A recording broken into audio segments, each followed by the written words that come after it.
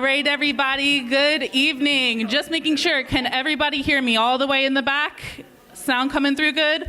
Wonderful. Everybody, thank you so much for being here tonight for our Drought and Demand Canyon Lake Water Management public meeting. My name is Nikki. I'm the Adult Services Coordinator here at the library. And just before we get things started, I wanted to remind everybody of a few things. Number one, if you need to step out for using the bathroom or getting a drink, we have our bathrooms just in the hall to the left.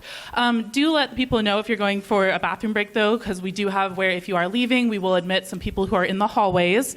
And if people are in the hallways, they can come take a seat after. Otherwise, if you could double check your phones to make sure that any ringers or audio is off, just to not have any interruptions for the presentation itself. And with that, I'll be handing things over to Ryan Spencer, the Executive Director of the Comal County Conservation Alliance. Hey, everybody. Can you hear me? Yeah. Awesome. Well, first off, my name's Ryan Spencer.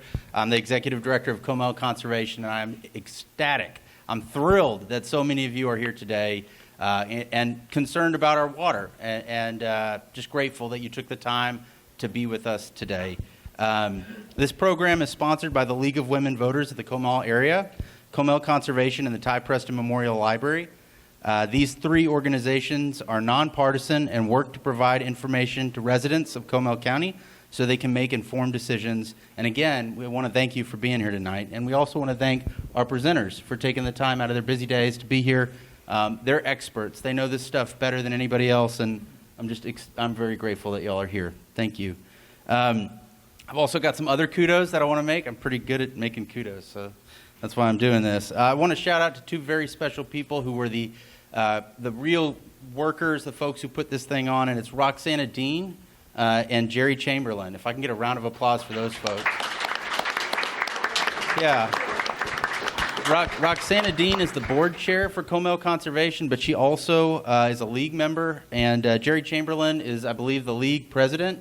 Incredible lady. I also want to thank Commissioner Crownover and Leacock for being here today. Thank you all for taking the time to be here with your constituents. I want to thank Nikki with the library. There's Nikki. Nikki's amazing. Yeah, round of applause for Nikki, just hands down. Getting everybody in here, making the space available. I also want to thank Joyce and Ada for taking cards. They're going to be walking around during the event, so they're with the league. Raise your hands. As you have questions, you can raise your hand with your written question and provide it to them, and they'll bring it over here to Elizabeth, who will then give it to me. So that's something we should do. I also want to thank Joe for our sound. Awesome. And I also want to thank Owen for filming this today. So thank you all. And before we begin, I just want to remind that all of us are here for the same reason. We're here because we care about the place that we live in. So I want to remind us to be respectful, to be thoughtful of our neighbors, and of all the people that have taken the time to put this event together. So thank you for that. With that, we're going to start with our first presentation by Brett Mazey from Army Corps of Engineers. Thank you. So let me first thank the League of Women Voters for hosting tonight's presentation. And special thanks to all of you. You're the most important people here today. I'm the least important. All right? And so we're here to provide you with some good information and hopefully inform you so you can pass it on to your neighbors. I definitely want to thank the stakeholders and mission partners. Just quickly, Comal County Commissioners, CCS, WORD, GBRA, GBSA, LCYC, Suntex. We all work together to keep this lake going. Okay. Again, thanks for having me. As many of you know, I'm an Air Force veteran, 33 years. And then I now work for the Army. I'm an Army Corps civilian, and I'm assigned to the Army Corps of Engineers out here at Canyon Lake. Some things I want, like, this is just a little piece of information, and you might hear it again from GBRA, is we live in today, right? If you hear about someone developing something, it automatically upsets you, right? Because the lake levels are going down. We all up here, we work on 5-year, 10-year, 20-year, 50-year plans, okay? It's important that you get that knowledge so you understand what's happening in the future, right? Because that planning is not going to stop, all right? And they're going to keep on investing and using new technology and finding new water and new ways of doing things, okay? Today, the plans are already moving, Okay, so it's important that you understand how that works. I worked on a plan that was already within 50 years of development, and it still isn't finished today. Just some good information for you to look up. You know, Governor Abbott, he just did an investment plan for $1 billion for the next 10 years when it comes to water management. Another $15 million in the next 10 years for investment in science and research for water. So everyone's working in your best interest.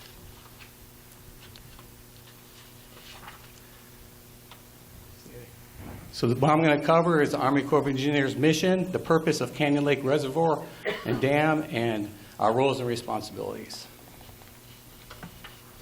So first off, our mission is flood risk management, recreation, and environmental stewardship. And so what is the primary purpose of Canyon Lake? Number one, it's flood control, right? It was developed to stop flooding.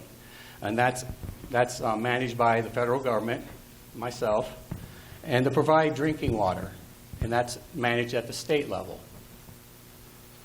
And I just wanted some concerns out there on social media, you know, what's causing the lake level to drop? Well, one, we're in a drought. Whether it's 5 years or 7 years, the water's just not coming into the lake at the rate we need it. Second is evaporation. So at any given time, we could lose 25 to 60% of the water volume per day from evaporation. And that adds up to about 6 feet a year. Okay, so last year we dropped about 10 feet. You can say 6 feet of that was evaporation. Legal, leased, and permitted water supply managed by GBRA, executed by TWC. Illegal removal of water by persons who have shoreline access. And then natural leaching of the water, which is water seeping through the lake and dispersing itself. Keep in mind, the water coming into the lake, the water in the lake, and the water leaving the lake is managed by the state of Texas, not the Army Corps of Engineers.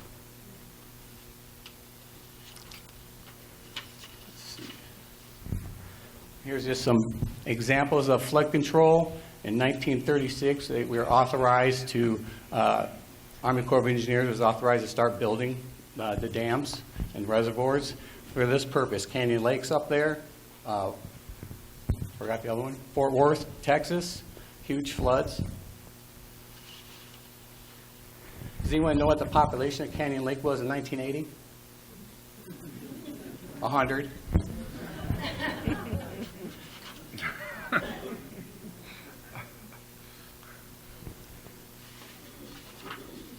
So what this slide represents is just that construction began in 1958 of the dam, and we started bringing in water in 1964, and it was fully filled up in 1968.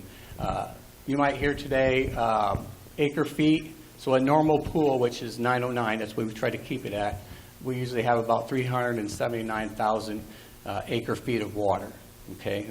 And later on today, you'll hear from GBRA, who will explain how much of that is leased out.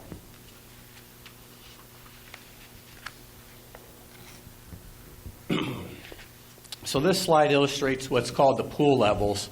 And so right here in the green, the conservation pool, that's managed by GBRA. So I have my gates that I operate, and they have their gates. When we're in that zone, conservation pool, which is under 909, they're operating the gates. So my gates are wide open, and then they control the water flow with their gates. GBRA. I'm sorry about that. It says it right here. Once it goes above 909, that's where we take control of it, and we try to keep it evenly between 909 and 911. Okay.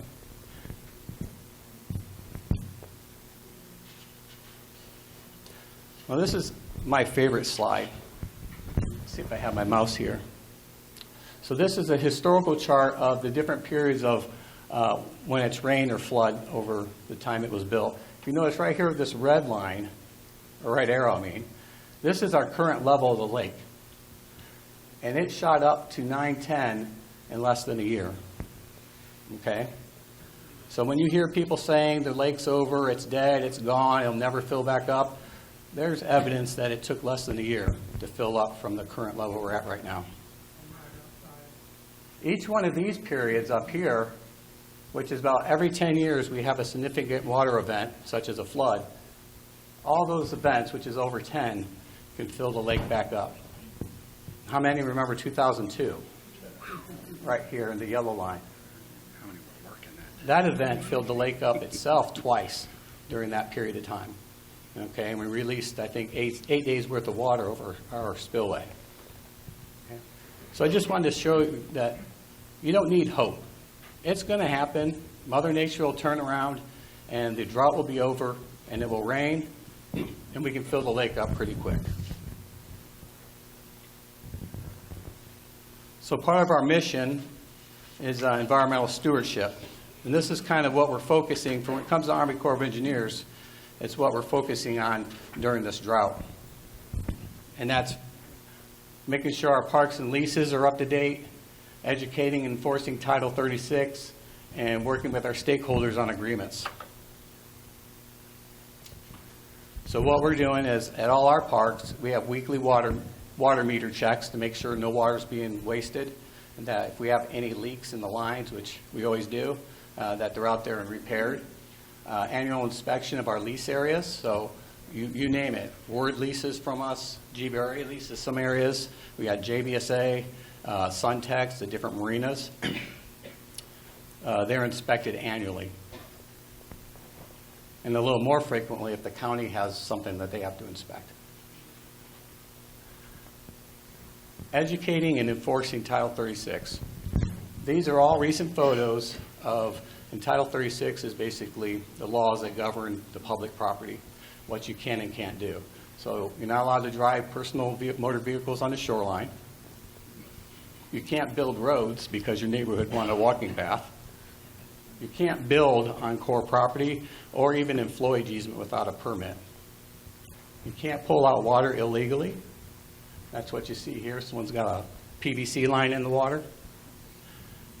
This is Corps property where they brought in their own sand and then put in their own chairs. You can't land on the lake. That was that's 2 months ago. Someone was more embarrassed than me. And you can't moor your boat. You can moor your boat on the shoreline as long as you're in the area, but you can't leave it unattended and you can't leave it overnight. And those are things that we see quite frequently.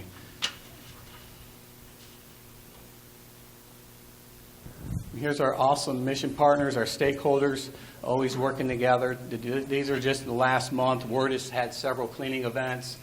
Keep Canyon Lake beautiful. And then we had some private public citizens that threw a huge cleanup over at the different marinas.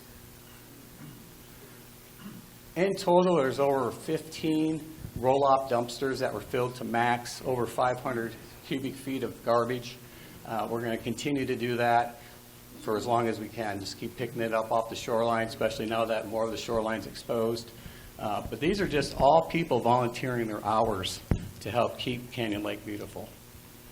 Over 700 tires have been recycled. These tires aren't from people throwing them. Some people have thrown tires in the lake, but back in the day, the Army Corps of Engineers used tires to prevent erosion or fish habitat. Good idea at the time, but not today. Make sure I covered everything.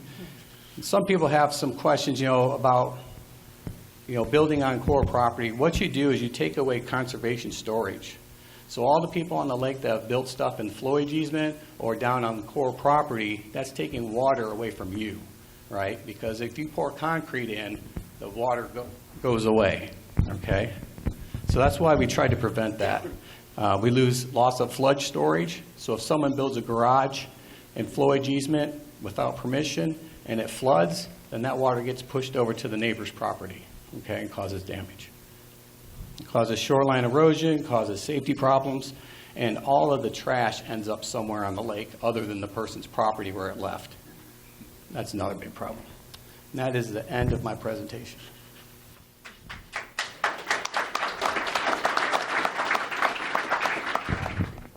All right, we're switching out slides at the moment. We're going to take questions at the end, so hold those. And again, if you have questions, burning thoughts, write them on those cards, and Ada and Joyce will grab them from you and make sure they get brought up here.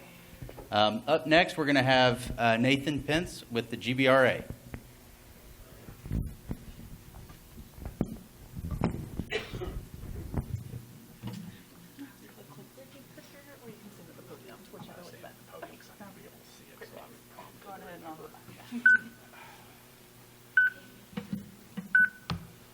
All right, well, good evening, everyone.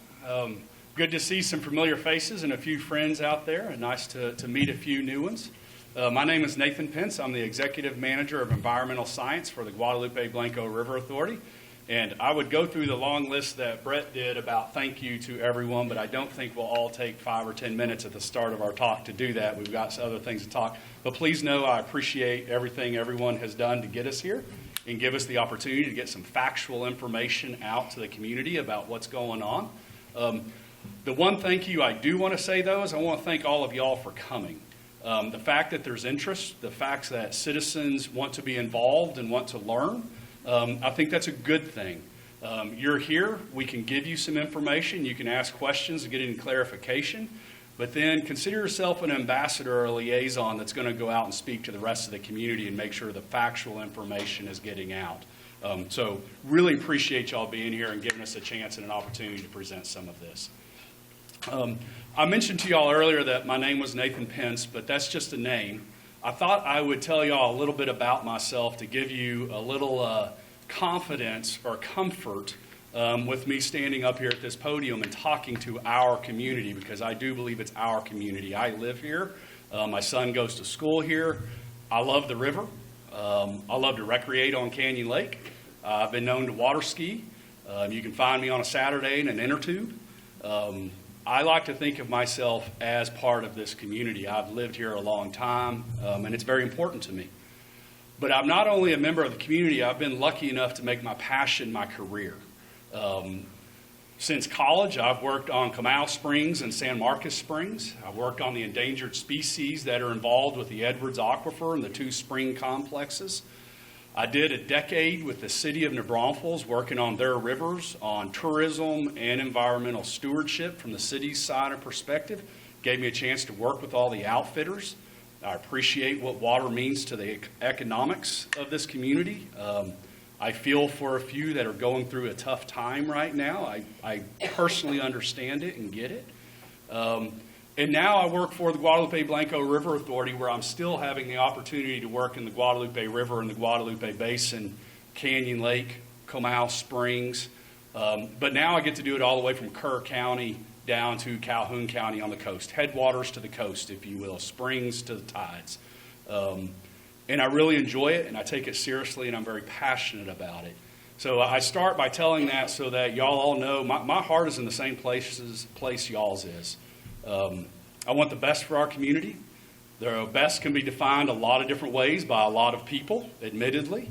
But I think we're all here because we have the same interest, and we want to see some of the same things, and we want to spread some of the same factual information. So just thought I'd share that as I get rolling. This evening, I'm going to talk a little bit about GBRA, who we are, what we do. Then I'm going to talk about Canyon Lake and the operation of Canyon Lake and how we manage the water in Canyon Lake and what governs or rules or regulates that. And then I'm going to talk a little bit about the drought that we're in. I don't see how you could talk about Canyon Lake in our community right now without talking about the drought that goes hand in hand with it. And so I've got some factual information, simply some statistics and stuff like that I think everybody will find interesting when it comes to the drought. So Guadalupe-Blanco River Authority, we were first created in 1933 as a water conservation and reclamation district. We were reauthorized by the Texas legislature in 1935, and we took the name that you know us by now as the Guadalupe-Blanco River Authority. We have a long enabling act and legislation, as you could imagine, those documents are. But if you want to break it down to some of the simpler points, there's 3 things that I would point out that really fit our mission as GBRA. First, we're here to provide services to the citizens of this area and to the Guadalupe River Basin, which largely are water and wastewater services.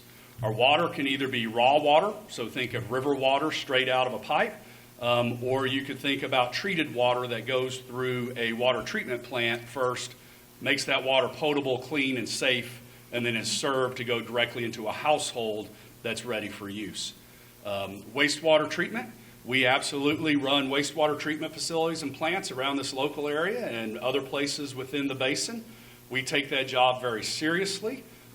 We take pride in treating that water to the standards of our permits and above the standards of our permits. High quality effluent can be a resource and a value for our community if used in the right way, either for quantity like during drought right now, or for environmental flows, or reuse for golf courses and parks and cooling towers for industry and stuff like that. Dear to my heart, I mentioned I'm the executive manager of environmental science, so I don't design those types of plants. I don't run those types of plants. I'm more on the stewardship and the conservation side. So these next two bullets, one of our charges as GBRA is watershed protection, and then the other one is education and conservation opportunities. And so we run a water quality lab. My staff conducts research. We are the agent for TCEQ that does the Clean Rivers program, so we monitor for water quality at over 100 sites in the Guadalupe River Basin. Also, endangered species is something that falls under my group, and GBRA does work on that as it pertains to our permitting through the federal government and the state government to be able to serve our customers and our constituents within the basin. Education, recreation, we have that stuff too. Those of you that are, well, probably all of us are from the local area, but if you're from really local right here, you'll know right across the street is the Canyon Lake Gorge that the Guadalupe-Blanco River Authority operates. I had the privilege of managing that facility for about 5 years. Great place, it's grown. We teach a lot of kiddos about the things we're talking about tonight and helping bring them up in an awareness and a mindset so that they can be the next generation that takes care of our resources as we grow. One thing I wanted to make sure and throw out there while I'm talking about GBRA ourselves, we do not collect taxes. We do not get any state fees or state funding. So everything that we do is derived from the fees for the services that we provide. So the water contracts that we have, the wastewater plants that we operate, we have some admission fees and stuff like that to some of our facilities. But often when I talk to individuals, they say, well, why don't you use the tax money for this? Or when are y'all going to get extra state funding to do something else? And so just wanted to let everyone know right up front, we do not receive any funding from the state or any taxes in any way for anything that we do. I think I talked about most of this already, and so I don't want to belabor it, but just a couple of statistics. We operate 5 different water plants. We have 13 different wastewater treatment facilities. We have 3 major parks that we operate for recreation. One thing I didn't mention is hydropower, so hydroelectric generation for electricity. GBRA does operate and or own several different hydroelectric facilities. Some folks do not know it, but Canyon Lake Dam itself is a hydroelectric dam, so we have the ability to generate when there's water to release at a sufficient flow amount. And then we also have our GV lakes that run down through the middle of the basin.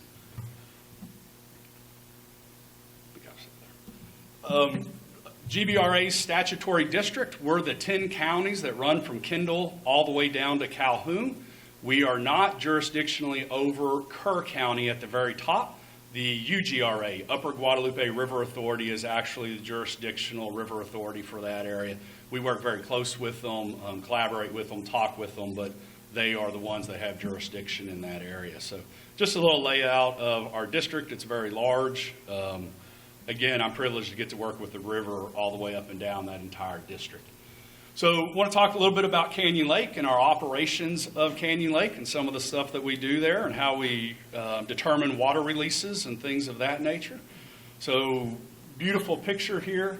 You can kind of relate this picture to the next one.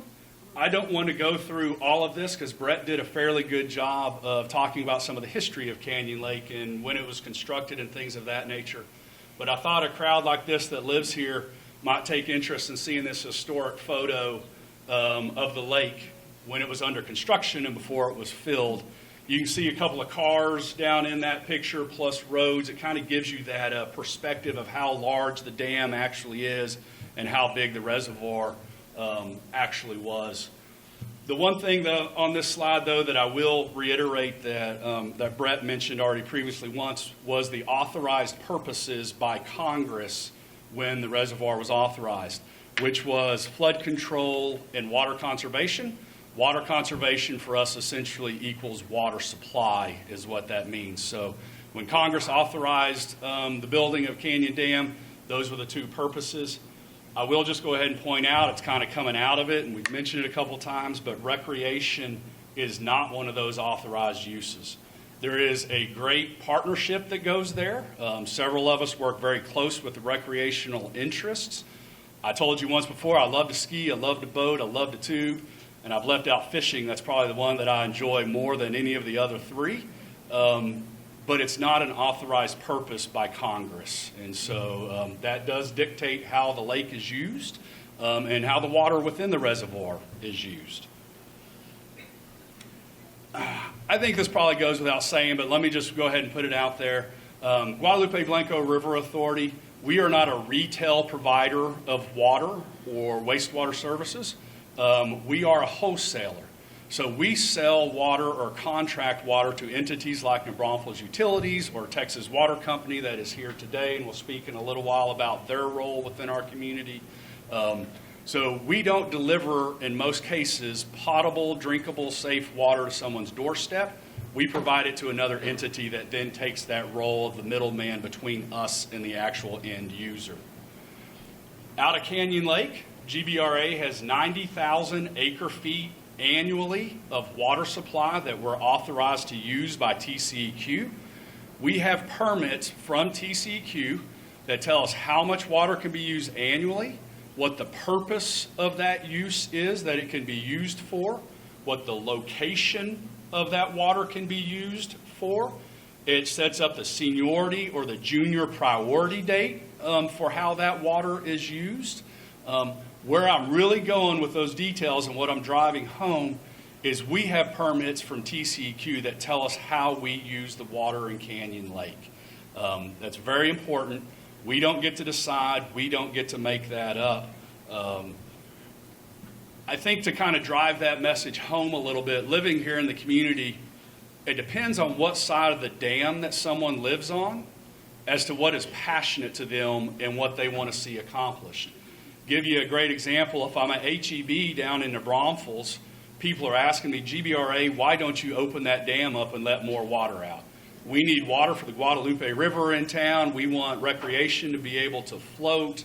And I even hear this, I've got a family reunion coming and I've got a place rented on the river at a B&B and we'll make sure and swim. And I tell those individuals, GBRA does not get to make those decisions. We have permits from TCEQ that dictate how and when we use that water. We don't sit around in some room at GBRA drawing straws, rolling dice, talking about areas, and then deciding how much water goes where. That's not how it works. On the flip side, I talked to some folks up here from the lake, around the gorge, see people up here on Jay and Diane's and getting a hamburger or whatever it might be, and I get asked the question, why don't y'all shut the lake? Don't let any more water out. It's our water up here and it belongs to us. And I get that perspective, but my answer is the same to that individual as the one that wants it opened up. We don't have the ability to make those decisions. We have contracts, we have TCEQ permits, we're regulated into how we operate that lake. And we have to stick to it very, very closely. It's a schedule, there's planning that goes behind it. And so just wanted to make sure everyone knew we have things that we follow. We don't sit around and make those kinds of decisions on the fly. Also wanted to make sure and mention to everyone here, there is no new water being contracted or sold out of Canyon Lake. For the last 2 decades, all of the water in Canyon has been fully contracted to other retail providers who then serve the populations in and around the reservoir. We've got about 30 different entities, municipalities, water districts, communities, they're defined differently, that Canyon Lake serves through GBRA selling water to or contracting water to other entities. So we work with those retailers to get the water to somebody's doorstep. And we're not taking on any new retail customers from Canyon Lake. It's been set for 2 decades. And I think that's important to say, because I know I've been asked several times, man, with the lake going lower, why are y'all selling more water out of the lake? And it's easily said, we're not. That's not what is happening.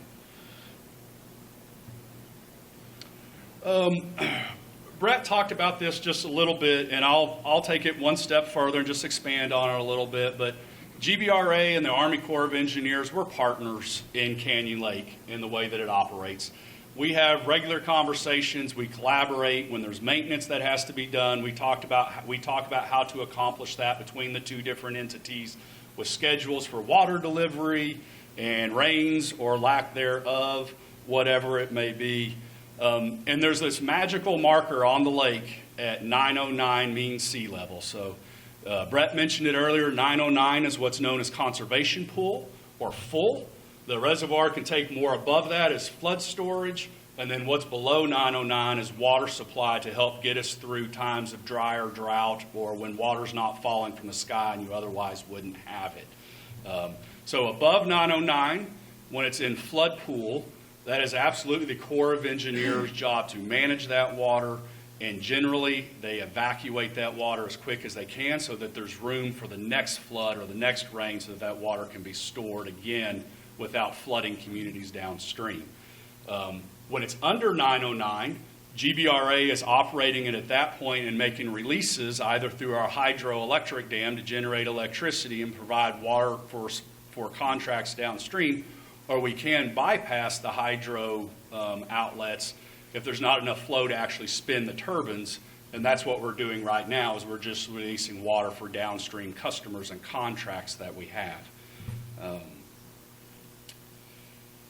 A little bit of the nuts and bolts for how we actually make those decisions and what's regulated to us and the regime that we go through, if you will. It's important to note that it's very different of whether it's drought time or whether it's non-drought. And so I'm going to talk about non-drought first. So think of lakes probably full. We've had ample rainfall, at least normal rainfall, that sort of an idea. When the lake is full and we're in non-drought conditions, there's 4 different things that GBRA looks to make the decision for how much water is released into the river downstream. There's FERC, which is the Federal Energy Regulation Commission. There's Texas Commission on Environmental Quality, TCEQ. GRTU is the Guadalupe River Trout Unlimited. And then water supply contracts for communities and customers that are downstream of the reservoir. FERC, that has to do with running the hydroelectric turbines, generating electricity. FERC will also have some environmental considerations in it very often. TCEQ is based on water supply and the permits downstream and how much water is needed downstream.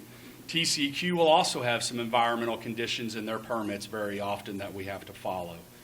Guadalupe River Trout Unlimited, great community partner, provides recreation, provides opportunity around here. We have a deal with Guadalupe River Trout Unlimited to help protect the trout and keep the trout alive during warmer and drier times.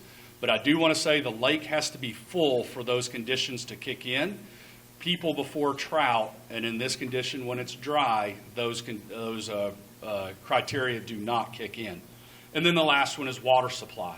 So when we're in a time of non-drought, which is not what we're in right now, we look across this chart, and this is a very simplified version of it. There's more that goes with it. But then whichever is the greater of those managing doctrines or regulations, we release the greater of those. So very often our TCEQ and FERC permits are what we're going by during non-drought, unless we were full, and then often it's the Guadalupe River Trout Unlimited that helps guide how much water we release out of the dam. So that was non-drought. But right now we're obviously in a dry time, a drought time. So let me go ahead and define that per the permits and the way that we look at that. It's 45 consecutive days below 90 CFS of inflow at the Spring Branch gauge. This morning I looked at all the gauges getting ready for today. Spring Branch is flowing at 12.4 CFS today.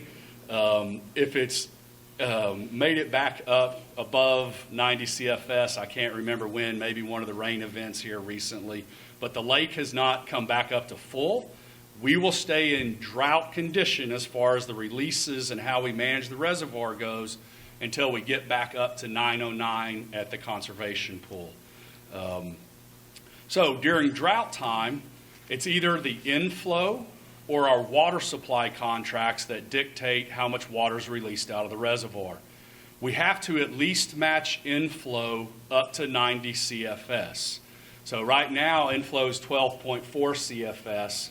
Without water contracts, we would be releasing 12.4 CFS today. But we have downstream obligations for customers, and so the release out of the dam today was around 60 CFS. And that 60 CFS is intended to serve the communities and the customers below Canyon Lake further down on the river. And so most of the times in drought condition, our water supply contracts are what's going to drive the amount of water that's released from Canyon Dam. A couple of interesting things I thought I would mention, and again, this kind of comes back to which side of the dam you are on, but they're factual things, so people can have the opinion about them that y'all would like to. But during 2023, there was 134 days with zero flow into Canyon Lake. That set a record for all time. Again, 134 days, I think it was. Had the lake not been there, the river would have been dry all the way down to where Comal Springs comes into the Guadalupe, where the Comal joins with the Guadalupe. So the river would have been dry through into Braunfels during that period of time. There was no flow. 2022, I think, had around 80 days. I don't remember what 2024 was off the top of my head, but my point being, we are in definite drought conditions, and the reservoir has provided, like it's supposed to, water supply for the surrounding communities, and the reason that it was built. Okay, I got a few more slides on drought, and then I'll be done. So, talking about Canyon Lake in this area, there's no way you can talk about that right now without talking about drought. And the picture that I have up here, the graphic that I have up here, is of the entire Guadalupe River Basin. We want to talk about this area specifically, but I think it's good to keep the perspective and keep in mind what is going on through all of Central Texas and the Guadalupe River Basin. So real quick, I'll just point out, up here at the very top, around the Hunt area, we have a gauge. The median flow this time of year should be about 43 CFS, and we're flowing at 10 CFS up there. That's about a fourth of the median as to what's supposed to be there. It's hard to see, and I'm probably in front of it for some of you, but all the way down here on the coast at Tivoli, that is the lowest gauge that we have on the Guadalupe River. Right now, the median flow should be around 1,600 CFS, and it's flowing about 400 CFS. Again, that's about a fourth of what it's supposed to be. There are some exceptions to that as you go through the basin, some higher, some lower, but I hope the message that's driving home is the issue we're talking about here right now with Canyon Lake, it's not unique to us in our community. The whole river basin is experiencing drought right now and having conversations about how is their community going to make it, what does it do to their economics, and how much longer can we do this. So we're not the only ones right now going through this. It's more dear to my heart because I live here, and it's more dear to y'all's heart because y'all live here. But we're not the only ones, and I wanted to make sure and put that in perspective. This kind of conversation is going on in several communities in several places. Driving the message home to talk about our local area right here. This is the drought forecast that's put out by NOAA. And you'll notice right here in the middle, there's this kidney bean of exceptional drought. The blue outlines the watershed for the Guadalupe River. This area that's in exceptional drought right here at the top, that's the watershed of Canyon Lake. And so when you talk about a drought for Canyon Lake, you don't talk about the water that actually falls on the reservoir. That is not what fills the lake. It's the water that falls on the watershed above the lake where you catch it and you have runoff, and then the river flows to the reservoir where you actually fill the reservoir or you catch extra water to catch up after you've had dry time. So no other way to say it. This kidney bean right here could not be in a worse place for all of us right here in this community. And we're seeing it in the drought that's manifesting and some of the conditions that we see at Canyon Lake. So when I'm talking about this upper watershed, we measure that and we talk about that as far as inflow to the reservoir. If you get a lot of rain upstream, you're going to have a good inflow.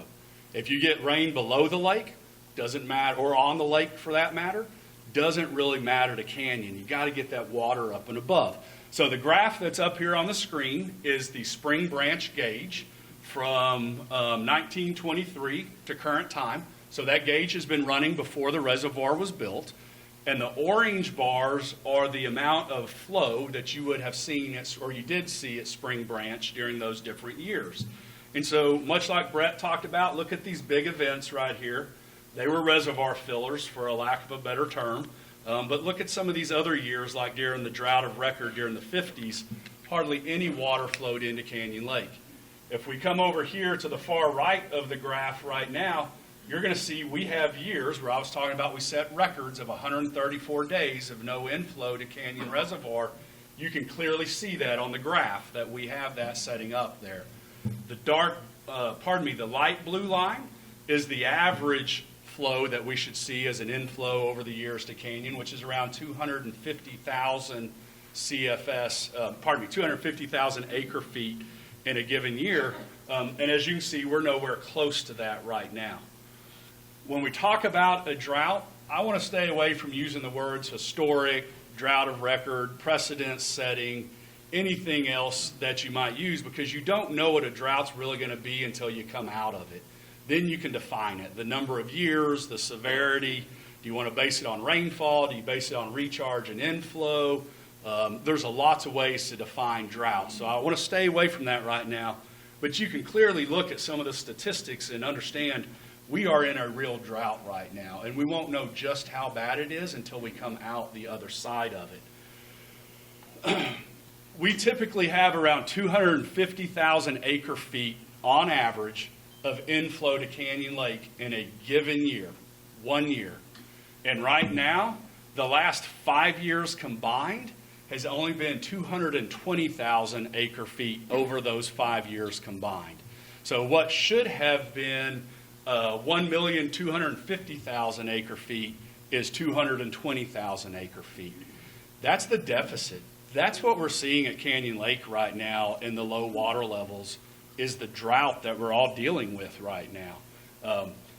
3 of the last 5 years have set records and are in the top 10 for the lowest inflow to Canyon Lake ever, with 2023 being second only to 1956, which was the worst year of the drought of record. One thing to make sure and mention about drought, you can have one really, really wet year surrounded by 2 years of drought on each side, and you're still in a drought even though you had one really wet year. Or you could flip that and have 4 wet years with a dry year in the middle. You're still probably doing okay. You're in wet years because you've had those 2 on either side of it. So when we talk about drought and we talk about Canyon Lake, looking at rolling averages of several years put together is a really good indicator of where we're at in that index and where we're at for drought. And so I want to point out, this was the drought of the 50s. And over the 5 years of the drought of the 50s right here, we had average inflow of about 63,000 acre feet over those 5 years. So average them together, and that's what we were getting annually. Over here for the last 5 years, 2019 through 2024, our average of those 5 years, that rolling average is 44,000 acre feet. So drought of record, where we're currently sitting, you can see we're getting less inflow to Canyon Lake than we would have then because the reservoir had not been built yet during the 50s. So just kind of trying to drive home that message.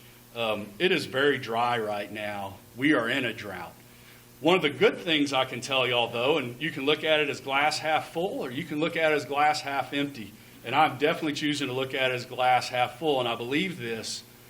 We are doing much, much better with Canyon Reservoir than some of the other communities and some of the other reservoirs are doing with their levels and how resilient or not they are.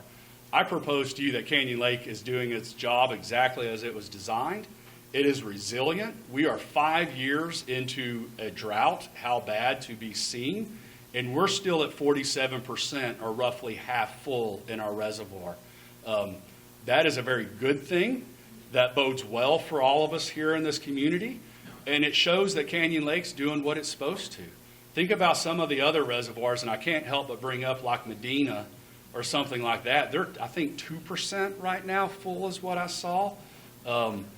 Thank goodness we're not in the same position that community is, and that some of those businesses around that reservoir are in.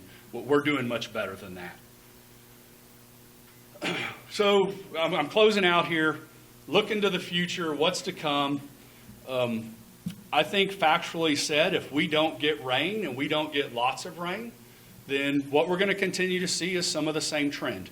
The reservoir is being used as water supply. There is evaporation, and the level will continue to go down if we don't see rain, and there's no way around that fact. We are doing some things to try and push that out as far as possible. So within your local retailers, NBU, Texas Water Company, you're seeing them implement stage reductions that reduces water use and promotes conservation within the local community. GBRA, we're no different. We're in stage 4 for our canyon wholesalers, which means it's an automatic 15% reduction off the contracted amount, and that's mandatory. And unusual to wholesale water providers, we have also put a provision in there that says you can't allow lawn watering more than once a week. That's typically left up to the retail provider, but our management and our board felt strongly enough about that they actually wrote it into our drought contingency plan as well as a wholesaler. So it's a little different, but I think it shows how serious we're taking it and how we want to see the resource extended and prolonged.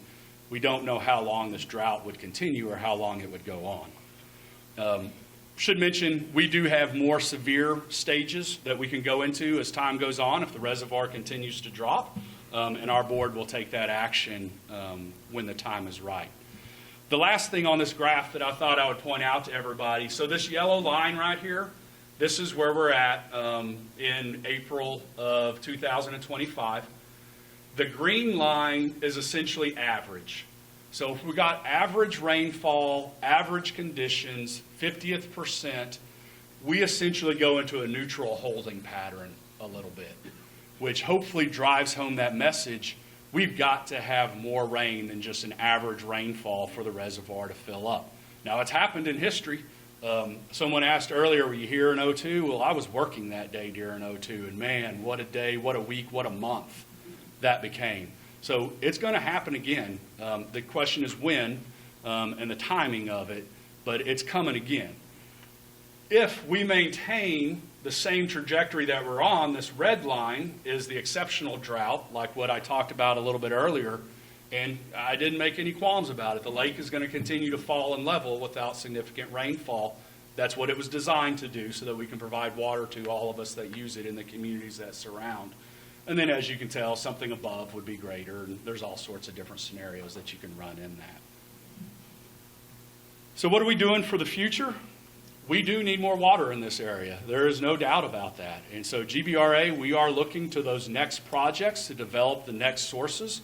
Canyon's fully allocated. It's been allocated for 2 decades. There's no new water coming from that. We've got some groundwater projects going on, as in the Carrizo Aquifer. We've partnered with Alliance to help make that more cost efficient and move water around. The next one we're talking about is the project we're calling Water Secure, which would actually bring some water up from the coast, use some ground and brackish water too, plus another set of permits that we have in the middle of the basin for the Guadalupe River.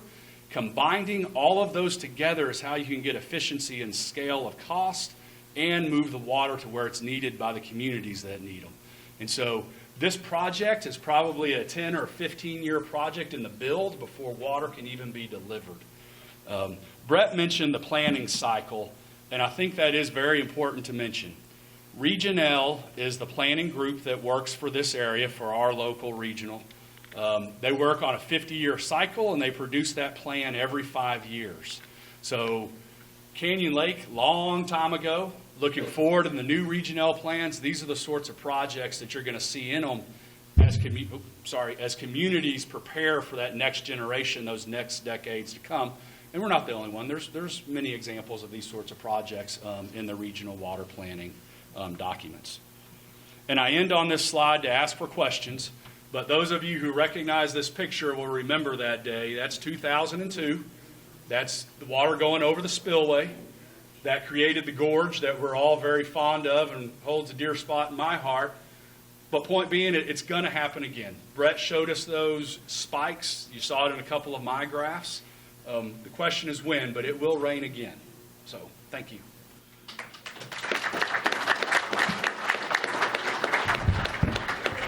All right, we're going to do a little bit of switching out. We are going to save questions to the end, so if you do have questions for Nathan, please fill out your cards and hand them to Ada or Joyce, and they'll get them up here. I also want to take a moment to get a heck yeah and some applause for the rain that occurred while we were here. That was wicked, and I can't help but think that it might be because y'all are all here, so I'm grateful for that. Our next presenter is Aundrea Williams. She is the president of the Texas Water Company, and we are just very grateful that she is here. Thank you very much. I wish I could say that I cued the rain, but as my luck goes, usually whenever I show up, it doesn't seem to come. So I was thrilled to see that. I agree. It is fantastic to see this many folks interested. The one group that I want to make sure that I say thank you to, in addition to all the folks that are here and that organize this, is if you're a Texas Water customer, thank you for being a customer, and thank you for the passion that you have about this topic and about the water that you're provided. So, one of the things, the reason we have these words up here, the embracing conservation. So I'd ask you to look at that, to think about living that. We'll talk some about drought stages, et cetera. I'd ask you to lean in with us and not try and figure out what we're doing with the smart meter, how you can outsmart your smart meter to irrigate, but instead work with us here, because this is such a vital resource to us all. A little bit about who we are. I know you really want to get to the other slide. So as a native Texan, and I hate to admit, geography was not my best subject, but one thing here, just like you've heard right there, I know exactly what counties I operate in, because unfortunately it's those, you called them kidney bean, I think, but nevertheless it's the same. The one time you don't want to be extreme something is drought, yet we are. So we serve approximately 78,000 customers.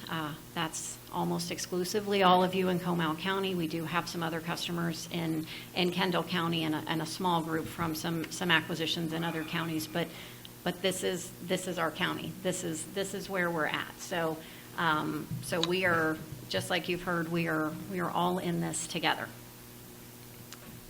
Let me see.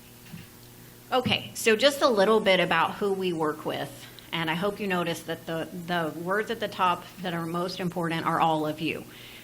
I normally walk around, but I know you won't be able to hear me, so sorry if it seems like I'm fidgeting here. But there's a variety of other entities that we work with.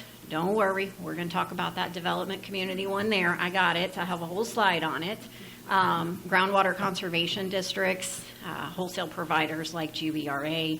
We also have a couple of regulatory bodies. So for us, the Public Utility Commission of Texas is a primary regulatory body that we work with, as is the TCEQ, who primarily focuses on water quality for us. So this is by no means exhaustive, but just wanted to show also we work with our county commissioners and with a number of other folks that are interested in what we do here, and the privilege to serve all of you. So what we offer. I wish I could say water all the time, but you've heard a lot. But that is our priority, which is why we've taken some of the actions that we have. The number one thing that we offer, that we have a responsibility to, is to deliver you reliable, quality water. That's it. It can be complicated, but at its root, that's really what it is, and that's our obligation. And our activities, everything that follows that, is focused exclusively on that. Yes, we have to monitor and report our water quality. I'll show you a bit on how we monitor our supply, what we talk about there. But the focus is that reliable quality water. And as you've heard with the drought, that's becoming a bit more of a challenge. But But I really do believe if we continue to lean in together, focus on conservation, there's a couple of ways we can address supply. Then when that event happens, we'll be ready. But until then, we're gonna continue to have a resilient system. Okay, this. And I appreciate, so at its purest form, hopefully this is helpful for y'all. This image seems to be worth a lot of words. So I realized that we were previously named Canyon Lake. So with that name came confusion that we owned all the water in the lake. You have heard that we do not. So where does our water come from? Really? There's only two places that water can come from. It's the sky and it's the ground. And so if it's not raining, it's not coming from surface water. Unfortunately, actually, if it's not raining, it's not really coming from groundwater either. So that's a challenge. But for us, a little over half of our water supply comes from surface water. That's exactly what you think it is. That's Canyon Lake. Then about 36% groundwater. Those are the wells. We have approximately 40 wells that, as a result of the drought, are performing at varying degrees of degradation because without the water making its way into the ground, there's just not as much there. We also have about 12% that comes from our wholesale provider, GBRA. So that is our water mix. I appreciate that you said it. There is not more water that is coming out of the lake that is allocated to us. What we've been allocated is what we've been allocated is what we've been allocated. I'll explain perhaps what I think some of the confusion about some of the activities that we've done. I think I can shed some light on that, so hopefully that's helpful. But it really is these three buckets. That's where the water comes from. I have a new slide. I was afraid that they were going to have stolen one of my images, but they didn't. So this to me is one of the most admittedly sobering slides, and credit to the Drought Monitor for this slide. But if you look, and I know it's a little bit hard to see, but that very top line, essentially percent full, is what we're doing here, and then months across here. 2011 is the top line, essentially full. What I'd like for you to note is, look, so from 100% full to 80% full, that's from 11 to 23. Maybe, okay, depending on how you feel about it. Look at the difference between 23 and 24. In 1 year's time, the same amount, essentially, that it dropped in more than 10 years' time. And then just already, so you see 24, 25. I mean, the truth is, I'm going to have to change this chart to make it go below 40 at the trajectory that we're on. This really does sort of show to me exactly how much, with respect to time, the significant change in the lake that there's been. Okay, so don't worry, I'm not going to talk about all of this, but some of this is the same. Again, there's three places that our water comes from: surface water, groundwater, purchased water. I want to focus on this side here. So this is a report that we create internally, and the top line, you probably can't see it, and so I apologize, that's max capacity. That's the absolute max amount that we can provide. And then you see this blue line right there? Let's see, sorry, I'm a pointer. That's 23. Do you see that there? That's June. Sorry, that's why I have to not move. I'm sorry. That's the July of 23 is the blue line. That is dangerously close to the max amount that we could provide. So why does this matter? If you compare that blue line to the yellow line, July of 24, the difference, what happened there? It didn't rain. I became very unpopular. I declared stage 4 drought in this county. This is why, because you guys responded, and it matters. Look at the difference there. That's what that is. To the day. I know we're going to talk about stage 4, but this is one of the single biggest ways that, since we cannot make it rain, that we can continue to save our water supply. I find that so impressive and is a testament to all of you and what you've done. I know. Now, because what you would have liked to have done is gone out, and then you get tired of not being able to water. I get tired of you not being able to water too, is the truth. However, until something else changes, this is the situation that we're in. I do not enjoy seeing your grass not grow or be watered, etc. I promise. As a girl that grew up on the coast, my dad loved that San Augustine grass. I get it. But this is what you're leaning in, and this is what we're talking about with respect to conservation. So I find this slide incredibly powerful because we're doing our part, but you're doing yours too. Okay, don't worry. Again, we're not going to talk about all this, but I hear a lot of questions about, are y'all even paying attention? Yes, we're paying attention 10 ways to Sunday, essentially. And by that, I mean, you will see system delivery. We are tracking how much water is coming into those surface water plants, how much we're cleaning it, how much is going out, how much are we getting from every well every week. And I want to know, why is this well not producing the same amount? What can we do to get more out of this well? Do we need to rehab this well?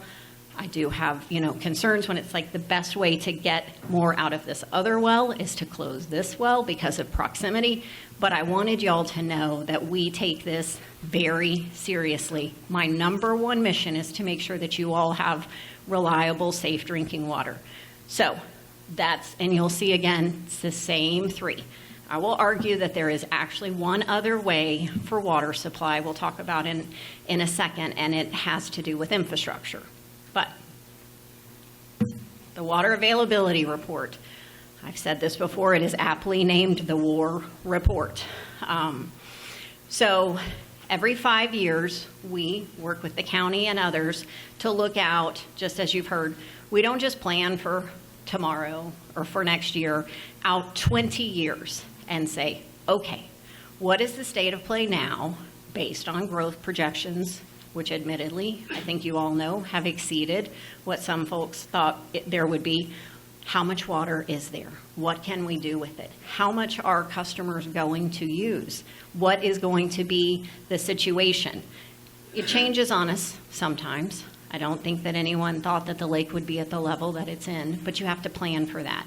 It's nice when there's upside, but that's not, you don't plan for the upside, right? You plan for the normal. So this is one of the things we will actually be completing this year's water availability report. By the end of this year, we'll be providing it to the county, and it involves a lot of folks that have a ton of degrees in this kind of thing. But I will also tell you one thing that I recognize we missed, and we're working on it this time, is our customers know a ton. Y'all know a ton about this lake. You know a ton about how much water there is and where it comes from, etc. So we actually have created 2 committees. One is a Conservation Advisory Council, I think, something like that.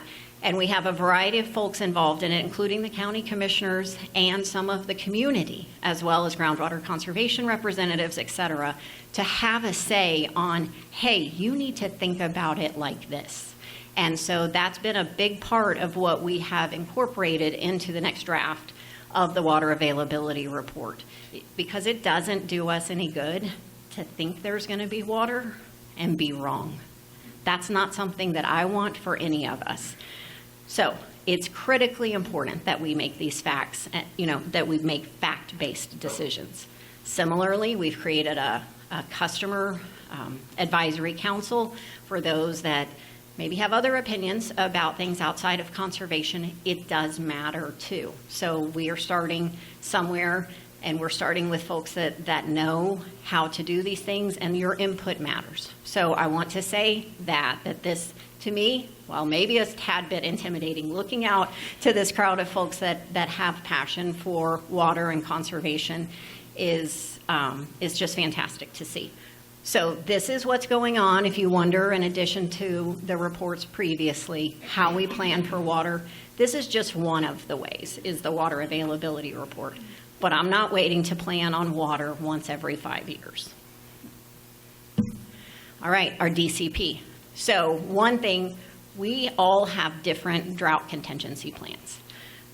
I can't exactly explain to you why that is, honestly, but I know that we do.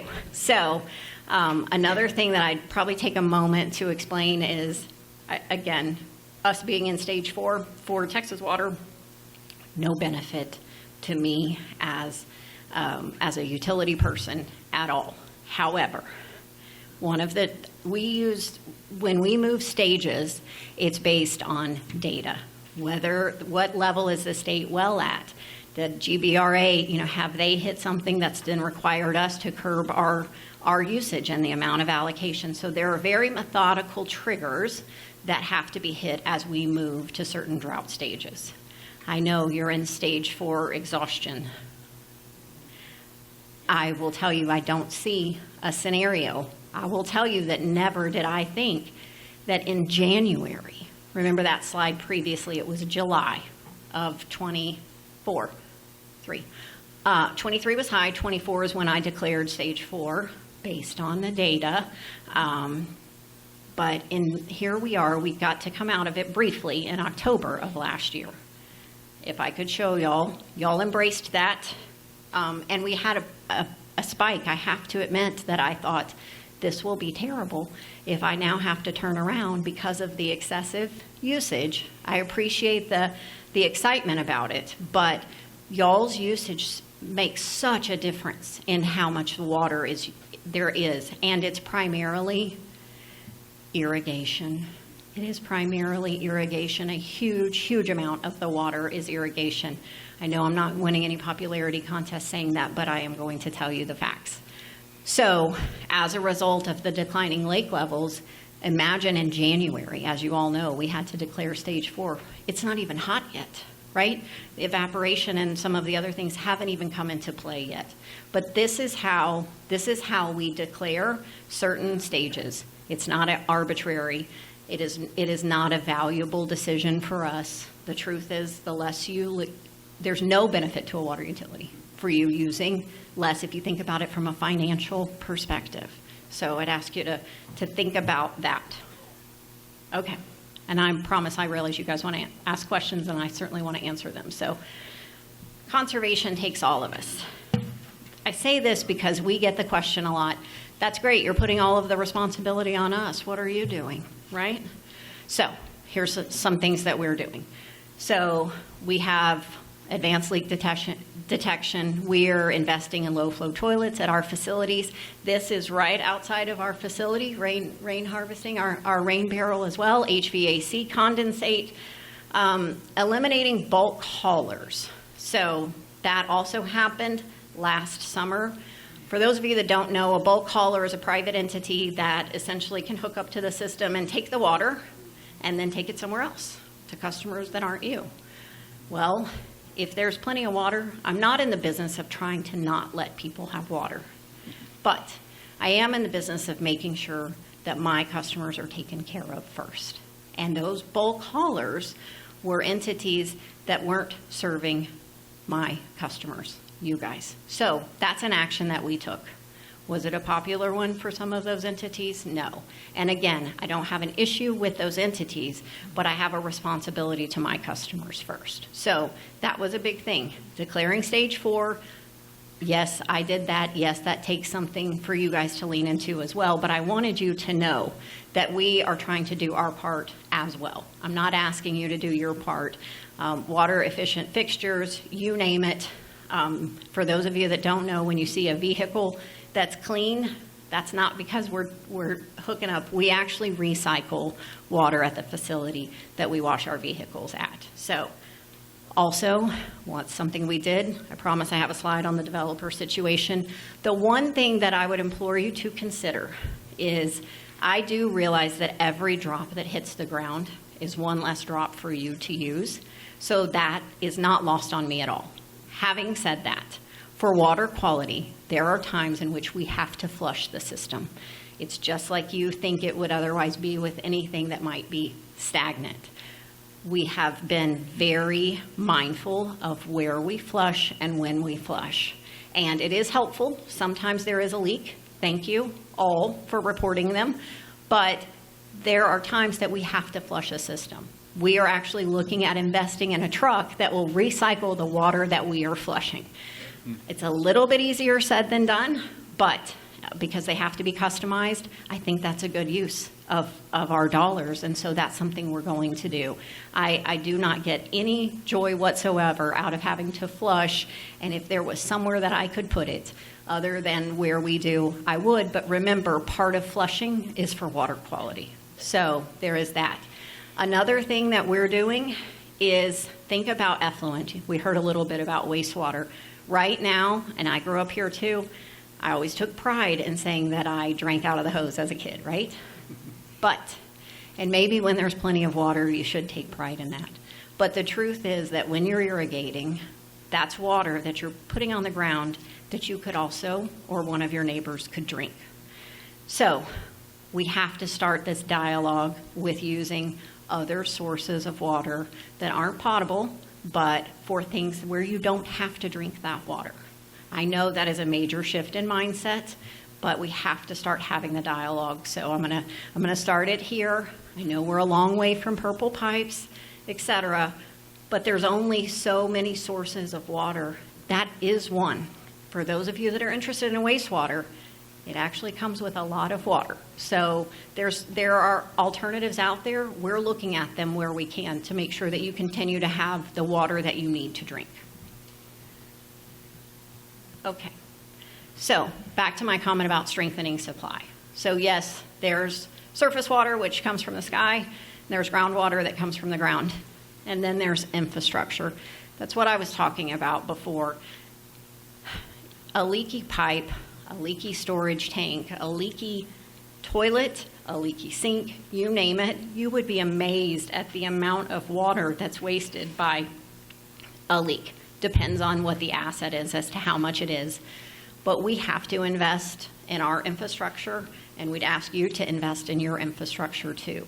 There is a significant amount of water. We measure it. Some folks call it water loss. Some folks call it non-revenue water. Whatever it is, it's the water that's not being counted at the meter. We take that very seriously, and that's why we have focused on figuring out ways to spend infrastructure dollars, because the other two, I'm doing my best, and I'm not getting terribly far. So this is one of the places. So you see some construction. That doesn't necessarily mean it's development. Sorry, these right here. So we're upgrading pipes. So sometimes the construction is actually tied to improvements to make the system more resilient. I think sometimes there's a little bit of confusion about that, so I thought I'd mention that. Similarly, the very top picture there, what are we doing in the lake if we're not taking more water? We are extending the intake. We have had to extend the intake. We have two plants essentially for surface water, one on the south side and one on the north side. Park Shores and Triple Peak is what they are referred to. Both of them, we have had to extend the intake, which means go further into the lake to get the same amount of water out. You would be amazed at the new developments that we've learned about water quality as a result, but that's what we're doing. We're not getting any more. We're having to spend money to get the same amount because we have to go so much further out to get it. We are looking at having to have our second intake extension because what we already extended based on the speed in which the lake was dropping, you want to have a sort of a safety zone above your intake, and it has dissipated at a rate greater than we expected. So that's what's going on in the lake. So you can either strengthen supply or you can find more of it. I promise you, I am a water hunter. Almost every report where there's somewhere water related, I'm looking at it. Water comes down to a couple of things. One of them is availability. The other is there's quantity and quality. You have to have reliable quantity. I cannot build something or allow something based on the fact that it is there today and gone tomorrow. Similarly, treating quality costs money, and there's a point in which it doesn't make sense. So those are two big factors when you think about additional supply. But, so what do we have? You'll probably have seen, again, we have a KT water project that's providing additional 6,000 acre feet. That is groundwater. So that's where that's coming from. Those wells are in Comal County. That was something that we actually acquired a few years ago. And to the comment about how long it takes, I think we closed on that deal almost 2 years ago, and it won't be ready to provide supply until the end of 26. That is water supply to strengthen the existing system. That is not water supply that we plan to provide to the developers. That is water supply for y'all. Water secure, you heard GBRA talk about it. To say that I am active in every one of those conversations would probably be to put it mildly. That is a priority for us. And I want as much water and to participate with GBRA, who's been a great partner, as possible to ensure that I can continue to provide a resilient system. Supply planning, I think the next slide is the infamous slide, and then diversification. I will tell you that right now, all of our water is from the Trinity Aquifer. We are not as diversified as a couple of other entities. So why is MBU in stage X and you are in stage Y? The answer is they have a different supply mix than I do. Ultimately, yes, they still have surface. They have the same, it either comes from the sky or it comes from the ground, but the sources by which they come from. I obviously don't work for them, so I won't speak on that, but that is the short answer, is that they have a more diversified supply of sources of water. So that is, their situation is different than TWC. There is no other answer than that. Focus on customers. Okay, so this is what made me a social media star unexpectedly. So thank you all for your support. My kids even I tried to tell them I was TikTok famous, but it didn't quite resonate. And I only say this because, admittedly, the overwhelming support from the community for this was fantastic. So you had a voice, you used it, thank you. We had a voice, we used it, and so we appreciate how receptive you were to that. That does not mean that I have any ill will to the development community. What it means is that I have an obligation to focus on the existing customers first and to ensure that I have a resilient system to provide water to you. So that's what we did. I get asked all the time by developers and customers, okay, so when? I don't know when. It's as good of a question probably as asking when the lake is going to be full. But I can tell you when. Only when we have adequate supply to ensure that we have provided reliable, quality water to our existing customers. It does me no good to sign up to support development. They have a sale one time. You guys are my customers forever. And it does not feel good when you are unhappy. And that's not my objective. I do realize that. There is definitely a crux there. So for now, and until I don't know when, that's what we will be. So it is a pause, but it is a pause until there is a reliable means for, remember, quantity and quality water. Water secure, it's a long way out. I don't know if there's another solution before then. Again, I promise you I'm a water hunter, so I look at lots of opportunities, and most of them fail one of those hurdle rates. They're either not reliable, or there's not good quantity, or there's not good quality. One Water, this is just something I wanted to make sure that I mentioned that you guys were aware of. That's something that we are a participant in, and so this is actually technically a national platform, but that we participate in, which is really that all water has value. As I probably don't have to tell this crowd, but every single way that you can reuse every single drop is the philosophy behind this. And we have partnered with One Water to show our commitment to this. They've been very helpful in us having some additional ideas of how we can make the most of the water that we have. And that's the team. Thank you very much for the opportunity to speak to all of you.